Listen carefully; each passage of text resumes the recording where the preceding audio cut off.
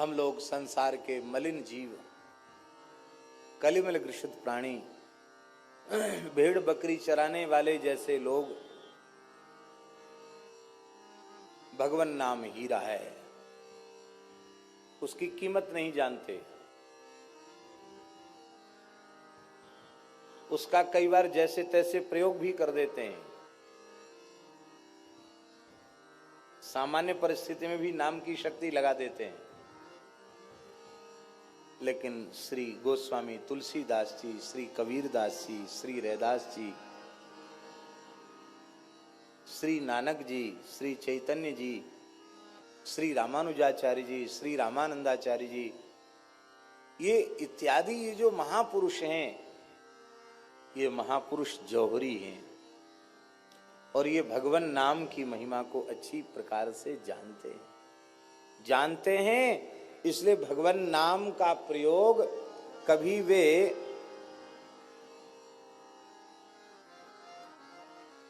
सामान्य परिस्थितियों में वे भगवान नाम का प्रयोग नहीं करते हैं, क्योंकि भगवान नाम की महिमा क्या है ये वे महापुरुष जानते हैं। एक बात हम आपको निवेदन करें,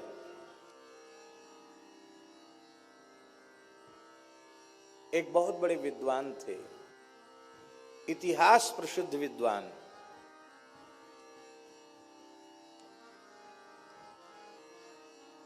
महापंडित श्री पद्मनाभाचार्य जी। बहुत उच्च कोटि के विद्वान। सुना जाता है उनके बारे में, उनको भगवती सरस्वती का दर्शन हुआ था और सरस्वती ने उन्हें वर दिया था कि संपूर्ण शास्त्रों को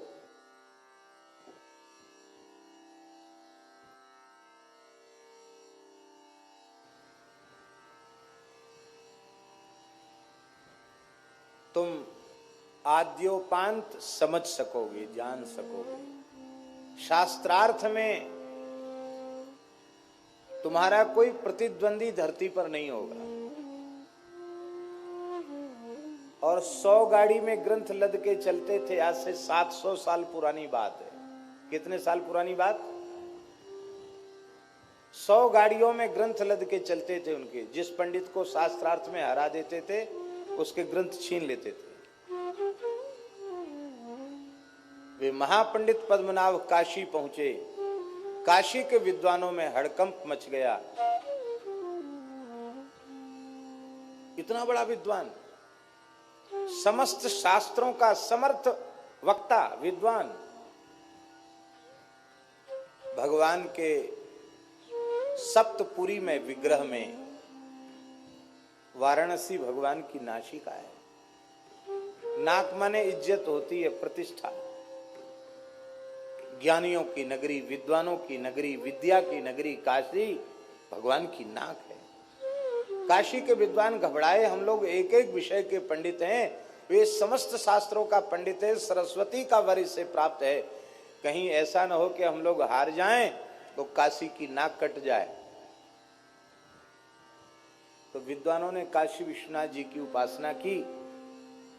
विश्वनाथ जी के मंदिर से आवाज आई कि काशी की प्रतिष्ठा बचाने का एकमात्र उपाय है संत कबीरदास जी के साथ इसका शास्त्रार्थ करा दो। पंडित कहने लगे कि कबीरदास जी की तो योग्यता का प्रमाण पत्र है, मसी कागज छुओ नहीं, कलम गही नहीं हाथ है। कागज कलम दवात से, स्याही से कभी उनका काम ही नहीं पड़ा। एक निरक्षर भट्टाचार्य को एक महापंडित से शास्त्रार्थ कैसे कराया जा सकता है? पर भोले बाबा की आज्ञा है, जरूर कोई न कोई चमत्कार होगा। पंडितों ने जाकर कबीरदास जी से कहा, महाराज काशी की प्रतिष्ठा बचानी, आपको शास्त्रार्थ करना है। कबीरदास जी हंसने लगे, बोले हम जानते नहीं शास्त्रार्थ क्या होता, हम क्या करेंगे शास्त्रार्थ। हम तो इतना जानते हैं, पोथी पढ़ी पढ़ी जग मुआ, पंडित भया न कोई, ढाई आखर प्रेम का, पढ़े सो पंडित होय। तब विश्वनाथ जी की आज्ञा, आपको चलना पड़ेगा। बोले विश्वनाथ जी की आज्ञा सिरोधार्य है, पर उन पंडित जी को आप यहां ले आओ, हम कहीं चलकर जाएंगे नहीं। बोले ठीक है। पंडितों ने पद्मनाभ जी से कहा, महाराज काशी विद्वानों की नगरी है, एक एक करके अलग अलग शास्त्रार्थ करोगे, बरसों लग जाएंगे। एक हमारे यहाँ के महान संत हैं कबीरदास जी, वे विजयी होते हैं तो काशी की विजय है, और वो पराजित होते हैं तो काशी की पराजय है। हम सब पंडित विजय पत्र लिख देंगे आपको। बोले ये तो बहुत अच्छी बात है, आपको चलकर शास्त्रार्थ करना पड़ेगा। महापंडित पद्मनाभाचार्य संत कबीरदास जी के निकट आए, और शास्त्रार्थ में कोई प्रश्न पूछा जाता उसका उत्तर होता है। पंडित कहते थे कि पहले तुम पूछो, कबीरदास जी कहते मेरे भीतर प्रश्न ही नहीं तो पूछें क्या, हमारे तो सारा समाधान पहले से हो रखा है, पूछे वो जिसको समाधान न हो। हमें तो समाधान राम जी की दया से हो गया, तो हम क्या पूछें। पर पंडित को लगता था कि मैं इतना बड़ा पंडित एक अनपढ़ से पूछूं, ये मेरी बेइज्जती है। इसलिए उन्होंने कहा महाराज आप ही पूछिए।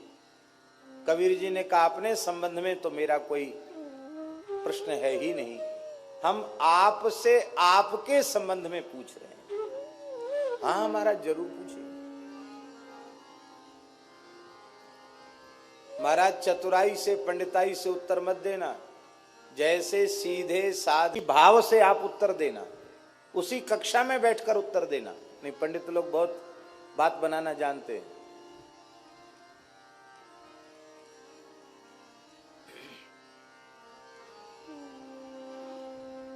हाँ महाराज पूछिए। श्री कबीरदास जी ने पूछा, पढ़ी समझे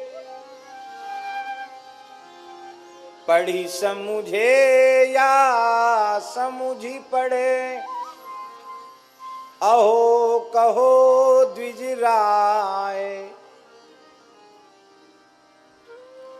सुन कबीर की बेन को, पंडित गयो चकराए।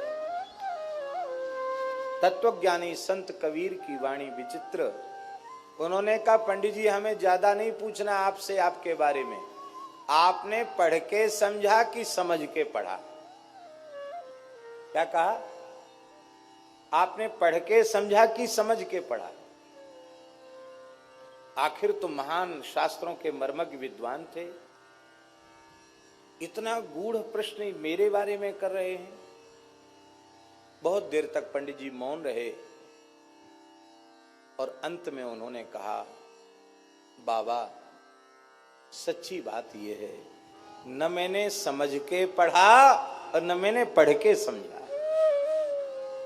कैसे? बोले यदि समझ के पढ़ा होता तो सबका फल है भजन, हम भजन में लगे होते, इस प्रतिष्ठा सुक्री विष्टा के संचय में, मान बढ़ाई के धन के संग्रह में हम न लगे होते। क्योंकि संपूर्ण शास्त्रों के ज्ञान का फल है भगवत साक्षात्कार, भगवान में प्रेम। ना हमें प्रेम हुआ, न भगवान की अनुभूति हुई। पढ़ लिख करके भी हम जिसे समझना चाहिए उसे नहीं समझ पाए। समझना किसको है? भगवान वेद कह रहे हैं, यस्मिन् विज्ञाते सर्वमिदं विज्ञातम भवति। उस एक तत्व के बोध से सबका बोध हो जाता। भगवान को जान लिया तो सबको जान लिया, और सब कुछ जान लिया, भगवान को नहीं जाना तो कुछ नहीं जाना।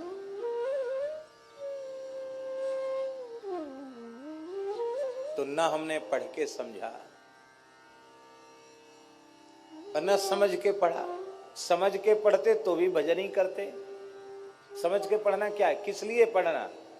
हमारे यहाँ कहते सा विद्या या विमुक्तये, जो हमको संसार चक्र से छुटावे उसी का नाम विद्या है। हम कहां छूटे संसार से, हम तो और ज्यादा फंस गए। तो श्री कबीरदास जी ने कहा तब तो हम आपसे लाख गुने अच्छे। हमने तो पढ़ाई नहीं, इसलिए पढ़ के समझने वाली बात भी नहीं हुई, और समझ के भी नहीं पढ़ा और पढ़ के भी नहीं समझा।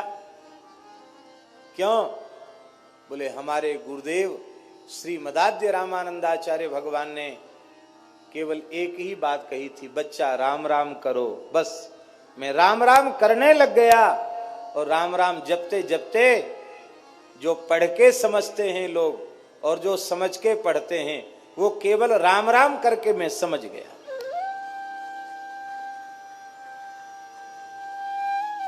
और श्री कबीरदास जी कहते हैं, राम नाम के पट तरे देवे को कछु नाहि, क्या ले गुरु संतोषिए होंस रही मन मान।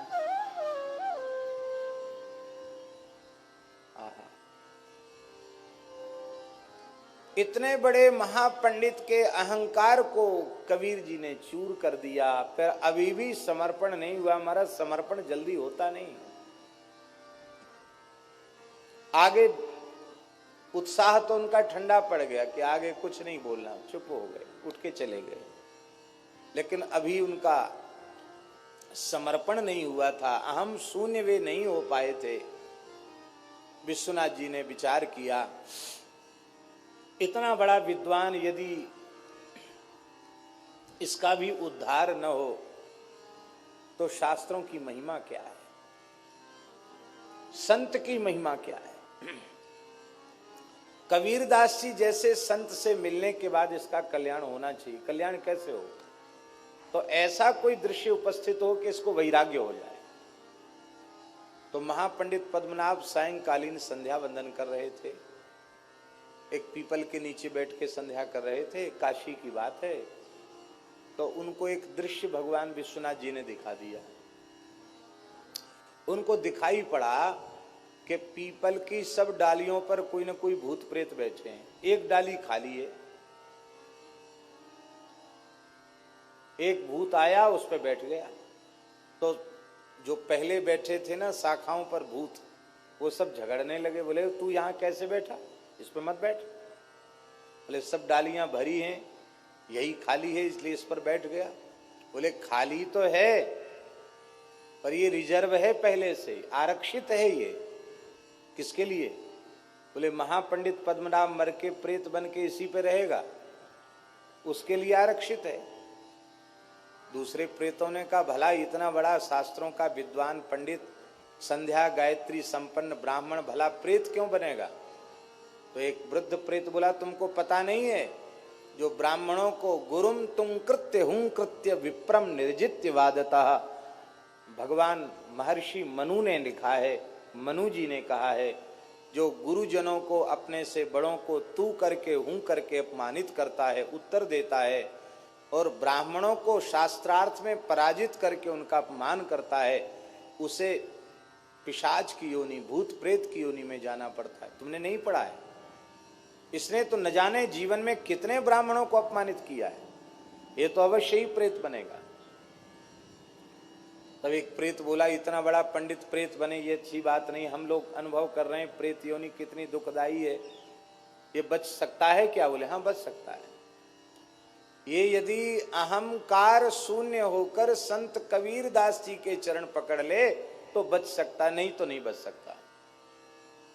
अब तो महाराज दौड़े पद्मनाभ जी और कबीरदास जी के चरणों में पड़ गए। बोले महाराज अब आप कृपा करके हमें अपनाइए, मेरी रक्षा कीजिए, मेरा उद्धार कीजिए। कबीरदास जी ने कहा अब तक जितना पढ़े लिखे थे सब गंगा जी में बहा के आओ। मने कोरे कागज पे न लिखा जाएगा, कागज पहले से भरा हुआ है, लिखोगे क्या? शास्त्र का अहंकार भी एक अहंकार होता है, विद्या का अहंकार भी अहंकार होता है, उसको धो करके आओ। स्नान करके गंगा जी में पद्मनाभ आए। बोले मैं एकदम कोरे कागज के जैसे होके आया हूं, कोरा घड़ा बन के आया हूं, रिक्त घट होकर के आया हूं। तब श्री कबीरदास जी ने उनको कहा बच्चा सारे शास्त्रों का, वेदादि शास्त्रों का, इतिहास का, पुराण का, सबका सार राम नाम है। बस इसको पकड़ लो। सब कुछ किया पर राम राम नहीं किया तो सब व्यर्थ है। श्री कबीर कृपाते परम तत्व पद्मनाभ पर चोलयो। नाम महानिधि मंत्र, नाम ही सेवा पूजा, जप तप तीरथ नाम, नाम बिन और न दूजा। नाम प्रीति नाम वैर, नाम कह नामी बोले। नाम अजामिल साखी, नाम भव बंधन खोले। नाम अधिक रघुनाथ ते, राम निकट हनुमत कयो। श्री कबीर कृपाते परम तत्व पद्मनाभ पर चोलयो। इतना बड़ा पंडित सब छोड़ के राम राम करने लग गया और राम राम करते करते पद्मनाभ जी सिद्ध हो गए।